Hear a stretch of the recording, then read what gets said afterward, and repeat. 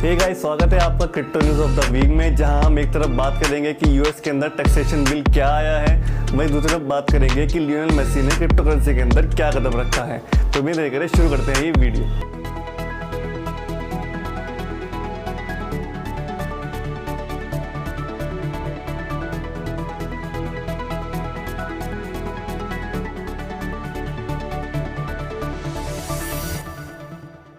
Hey guys, मेरा नाम है श्रेयस सैनी और आप देख रहे हैं टोटल क्रिप्टो। वीडियो शुरू करने से पहले आपको पता है ना क्या करना है। अगर आपने अभी तक हमारे चैनल को सब्सक्राइब नहीं किया है तो इसको सब्सक्राइब कर दो और साथ ही साथ नोटिफिकेशन का आइकन दबाना ही मत भूलिएगा। तो स्टार्ट करते हैं अपनी पहली न्यूज़ से, जो कि है ब्राज़ील से। जी हाँ, ब्राज़ील के अंदर BIT11 यानी कि बिटकॉइन ETF का इको फ्रेंडली वर्जन हो चुका है लॉन्च। BIT11 जो कि एक्सचेंज ट्रेडिंग फंड यानी कि बिटकॉइन ETF है, वो एक इको फ्रेंडली प्लेटफॉर्म पर लॉन्च हो चुका है। यानी कि ब्राज़ील के अंदर अब जो बिटकॉइन ETF है वो इको फ्रेंडली एनवायरनमेंट में काम करेगा और इसका एक ही मकसद होगा, जो भी बिटकॉइन की माइनिंग होगी यानी कि बिटकॉइन का क्रिएशन होगा, वो उसको चेक करेगा कि उसके अंदर कितना ज़्यादा कार्बन एमिशन हो रहा है और उसको किस तरीके से कम किया जा सकता है और उसको इको फ्रेंडली बनाया जा सकता है। तो चलते हैं अपनी अगली न्यूज़ की ओर, जो आ रही है यूएस से। जी हाँ, यूएस के अंदर इंफ्रास्ट्रक्चर टैक्सेशन बिल पास हो चुका है। इसका मतलब वहाँ पर अब इंफ्रास्ट्रक्चर टैक्सेशन बिल लगेगा क्रिप्टो के ऊपर। जहाँ सेनेट के अंदर वोटिंग की गई थी इस इंफ्रास्ट्रक्चर टैक्सेशन बिल को पास करने के लिए, उसी वोटिंग के अंदर करीबन 68 वोट्स इसके फेवर में थे और 29 वोट इसके अगेंस्ट में। कई सारी क्रिप्टो कम्युनिटीज में इसके अंदर इंटरेस्ट लिया है और वो कह रहे हैं कि हम क्रिप्टो मार्केट के अंदर इसके लिए करीबन $28 बिलियन का फंड रेज करेंगे। जहां एक तरफ क्रिप्टो कम्युनिटी के लोग काफी खुश हैं इस बिल के आने से, क्योंकि इसके आने से जो भी क्रिप्टो करेंसीज के अंदर प्राइवेसी होती थी, यानी कि आपको जानकारी नहीं होती थी कि कोई भी ट्रांजैक्शन कहां से आ रहा है और कहां पर जा रहा है, वो सारी जानकारी अब गवर्नमेंट के पास आएगी। तो चलते हैं अपनी अगली न्यूज़ की ओर, जो है एक फॉर्मर फुटबॉलर जेसन की तरफ से। जी हाँ, जेसन ने अपना खुद का क्रिप्टो करेंसी ज़ू कॉइन कर दिया है लॉन्च। जी हाँ, ज़ू कॉइन जो कि जेसन का अपना खुद का क्रिप्टो करेंसी है, उनका कहना है कि उन्होंने इस क्रिप्टो करेंसी को बनाने के लिए करीबन $23 मिलियन का इन्वेस्टमेंट भी कर दिया है। जी हाँ, ज़ू कॉइन को बहुत ही ज्यादा हाइप दी जा रही है इस फॉर्मर फुटबॉलर की तरफ से और उन्होंने इसका स्टार्टिंग प्राइस भी $60 रखा है और इसी के साथ साथ ये एक पहला क्रिप्टो करेंसी बन जाता है जो अपने स्टार्टिंग प्राइस पर ही इतना ज्यादा महंगा है, क्योंकि $60 के प्राइस में आज तक भी कोई भी क्रिप्टो करेंसी लॉन्च नहीं हुआ है। तो ये सबसे महंगा क्रिप्टो करेंसी है जो लॉन्च के टाइम पर इतना महंगा है। हालांकि फॉर्मर फुटबॉलर जेसन का कहना है कि इसका प्राइस इससे कम नहीं रखा जा सकता था, क्योंकि ये बहुत ही रिवोल्यूशनरी क्रिप्टो करेंसी है और ये शायद अपने प्रीमियर बिटकॉइन को भी सरपास कर दे। तो ये तो बहुत बड़ी बात कह दी है फॉर्मर फुटबॉलर जेसन ने, क्योंकि जो अभी बिटकॉइन की जो पॉपुलैरिटी है और उसके अंदर जितना ज़्यादा एंगेजमेंट देखा जा रहा है, उसको सरपास करना तो बहुत ही ज़्यादा मुश्किल होगा। लेकिन देखते हैं आने वाले टाइम पर क्या होगा। तो चलते हैं अपनी अगली न्यूज़ की ओर, जो आ रही है इजराइल से। जी हाँ, इजराइल के अंदर जो वहाँ की नेशनल इंटेलिजेंस एजेंसी है, उन्होंने एक नया रिक्रूटमेंट निकाला है क्रिप्टो एक्सपर्ट के नाम से।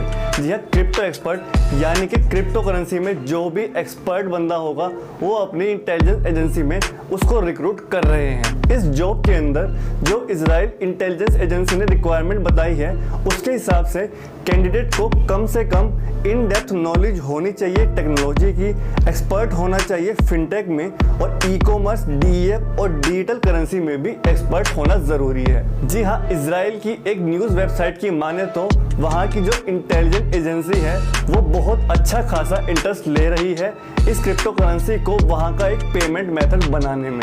शायद हो सकता है कि इजराइल आने वाले टाइम पे अपना खुद का एक डिजिटल करेंसी निकाल दे, लेकिन अभी तो यही पता लग पा रहा है कि वहाँ की जो गवर्नमेंट है वहाँ के पेमेंट मेथड में क्रिप्टो करेंसी को इन्वॉल्व करना चाहती है और अपनी इकोनॉमी को भी अच्छा खासा बढ़ाने की कोशिश कर रही है। इसी के साथ चलते हैं अपनी अगली न्यूज़ की ओर, जो आ रही है AMC थिएटर्स की तरफ से। जी हाँ, एंटरटेनमेंट सेक्टर में AMC थिएटर बहुत ही बड़ा नाम है क्योंकि ग्लोबल लेवल पर इनके थिएटर सब जगह हैं। अब एक रिपोर्ट की माने तो AMC थिएटर्स में आप टिकट्स की बुकिंग ऑनलाइन अब बिटकॉइन या दूसरी क्रिप्टो करेंसी से भी कर सकते हैं। जी हाँ, AMC एंटरटेनमेंट ने ये बहुत ही बड़ा कदम उठाया है क्रिप्टो करेंसीज को लेकर। जी हाँ, AMC एंटरटेनमेंट जिनके AMC थिएटर्स ग्लोबल लेवल पर हर जगह हैं, उन्होंने ये फैसला किया है कि वो आने वाले टाइम पर AMC थिएटर्स के जो भी टिकट्स होंगे वो ऑनलाइन आप खरीद सकते हैं बिटकॉइन से। जी हाँ, बिटकॉइन से आप पिक्चर के टिकट्स भी खरीद सकते हैं और ये बहुत बड़ी बात है क्योंकि AMC थिएटर्स का नाम ग्लोबल लेवल पर बहुत ज़्यादा बड़ा है और एंटरटेनमेंट सेक्टर की ये बहुत बड़ी न्यूज़ है क्योंकि बिटकॉइन का जो प्राइस है वो कुछ टाइम से बहुत ही कम चल रहा था और पिछले हफ्ते में बहुत तेज़ी से उसके अंदर उछाल देखा गया है। और अब जब ये न्यूज़ आ रही है कि AMC थिएटर्स भी बिटकॉइन एक्सेप्ट करेगा, इसके बाद तो शायद बहुत ही ज़्यादा बड़ा उछाल देखा जा सकता है बिटकॉइन के अंदर। तो ये तो आने वाला टाइम ही बताएगा कि बिटकॉइन का प्राइस इस न्यूज़ से उछलता है या गिर जाता है। इसी के साथ साथ AMC थिएटर्स के CEO ने ये भी कहा है कि वो गूगल पे और एप्पल पे भी एज ए पेमेंट मेथड अब स्टार्ट करने वाले हैं। तो चलते हैं अपनी अगली न्यूज़ की ओर जो US से है। जी हाँ, जैसा कि हमने आपको अभी बताया था कि US के अंदर इंफ्रास्ट्रक्चर टैक्सेशन बिल पास हो चुका है। उसके पास होने से वहाँ की जो क्रिप्टो माइनर्स हैं वो बिल्कुल भी खुश नहीं दिख रहे हैं। जी हाँ, क्रिप्टो माइनर्स का कहना है कि इस बिल के पास होने के बाद उनकी प्राइवेसी बिल्कुल चली जाएगी, उनके पास कोई प्राइवेसी नहीं रहेगी, सारा डाटा उनका गवर्नमेंट के पास चला जाएगा। तो उनकी प्राइवेसी, जो कि डिजिटल करेंसीज में सबसे ज़्यादा प्लस पॉइंट माना जाता था कि यहाँ पर कोई भी चीज़ आपको इन्फॉर्मेशन देनी नहीं पड़ती है, उसके अंदर अब बिल पास हो चुका है तो आपको अपनी इन्फॉर्मेशन देनी पड़ेगी। यानी कि कोई भी ट्रांजैक्शन हुआ करेगा उसका सारा डाटा गवर्नमेंट तक जाएगा। जी हाँ, क्योंकि इसकी वजह से बहुत ज़्यादा फ्रॉड भी देखे जा रहे थे। अब इसको सेफ बनाने के लिए आपको गवर्नमेंट को अपना सारा डाटा देना पड़ेगा। इस बात से काफ़ी क्रिप्टो माइनर्स दुखी हैं, लेकिन सेनेटर्स का कहना है कि जबकि ये बिल पास हो चुका है, हम इसमें अब अमेंडमेंट्स भी करेंगे और इसको और भी ज़्यादा टाइट बनाएंगे।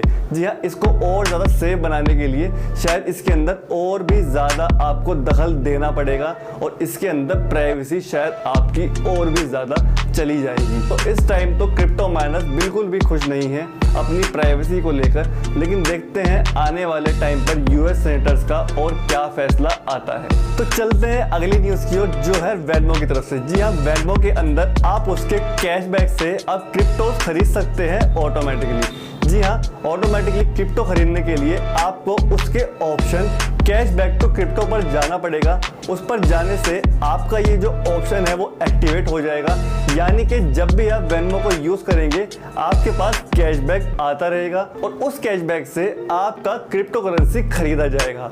लेकिन ये ऑप्शन कोई परमानेंट नहीं है, अगर आप चाहें तो इस ऑप्शन को ऑफ भी कर सकते हैं। लेकिन क्रिप्टो की मार्केट में यूजर्स को अपनी तरफ अट्रैक्ट करने के लिए ये तो बहुत ही अच्छा मूव है, क्योंकि कैशबैक को देखते हुए तो यूजर्स आ ही रहे थे। वहीं दूसरी तरफ कैशबैक के साथ अब आप ऑटोमेटिकली क्रिप्टो खरीद पाएंगे, ये फीचर भी आ गया है। वेनमो जो कि पेपाल ओन्ड है, उन्होंने ये फीचर अभी हाल ही में निकाला है और अब देखने वाली बात है कि आने वाले टाइम पर इसकी वजह से यूजर्स में कितना ज्यादा इजाफा होता है। तो चलते हैं अपनी अगली बहुत ही इंटरेस्टिंग न्यूज की ओर। जी हाँ, अगली न्यूज बहुत ही इंटरेस्टिंग है। पोली नेटवर्क के अंदर हैकर्स ने कुछ $613 मिलियन का फ्रॉड किया था। जी हाँ, पोली नेटवर्क के अंदर हैकर्स ने $613 मिलियन के जो एसेट्स हैं यानी कि क्रिप्टोज हैं उनको चाट लिया था, मतलब गायब कर दिया था। पूरे पोली नेटवर्क में हलचल मच गई थी, इतने बड़े अमाउंट के उनके एसेट्स गायब हो चुके थे। लेकिन कुछ ही टाइम बाद करीबन $260 मिलियन के जो क्रिप्टो एसेट्स थे वो वापस आ गए। तो ये यार बहुत ही अजीब बात है कि आप पहले चोरी करें उसके बाद उसमें से कुछ अमाउंट वापस भी कर दें। जी हाँ, ऐसा हुआ है पोली नेटवर्क के अंदर। उनका कहना है कि जो हैकर्स थे उन्होंने कुछ अमाउंट वापस कर दिया क्योंकि क्योंकि वहां पर क्रिप्टो लॉन्ड्रिंग के चलते वो पकड़े जा सकते थे। इसके चलते उन्होंने 613 मिलियन डॉलर्स की चोरी कर 260 मिलियन डॉलर्स वापस भी कर दिए। तो देखने वाली बात है आने वाले टाइम पर पोली नेटवर्क क्या इस नुकसान से भरपाई कर पाएगा और इस नुकसान से उठकर आगे जा पाएगा। लेकिन ये बात तो तय है कि हैकर्स का अभी तक कुछ भी पता नहीं लग पाया है किस इंसान ने कहां बैठकर कितनी चोरी की और उसका क्या नाम है। कोई भी जानकारी पोल नेटवर्क को अभी तक नहीं है। यहाँ चलते हैं अपनी अगली न्यूज़ की ओर, जो है इथेरियम की तरफ से। इथेरियम के जो यूजर्स हैं और उसके माइनर्स हैं वो काफ़ी ज़्यादा खुश है लंदन हार्ड फोक के आने के बावजूद भी। जी हाँ, लंदन हार्ड फोक के आने के बावजूद भी जो लंदन में उसके ऊपर रेस्ट्रिक्शंस लगे थे उसके बावजूद भी इथेरियम के अंदर करीबन 7% का इजाफा देखा गया है। जी हाँ, पिछले 2 महीने से इथेरियम के अंदर कुछ भी देखा नहीं जा रहा था, प्राइस कहीं भी नहीं जा रहा था, वो बिल्कुल अपने प्राइस से थोड़ा ऊपर या थोड़ा नीचे ही जा रहा था। लेकिन जब लंदन हार्ड फोक की न्यूज़ आई उसके 1 हफ्ते बाद ही 7% की ग्रोथ देखना, ये तो इथेरियम के यूजर्स को खुश करने वाली बात थी ही।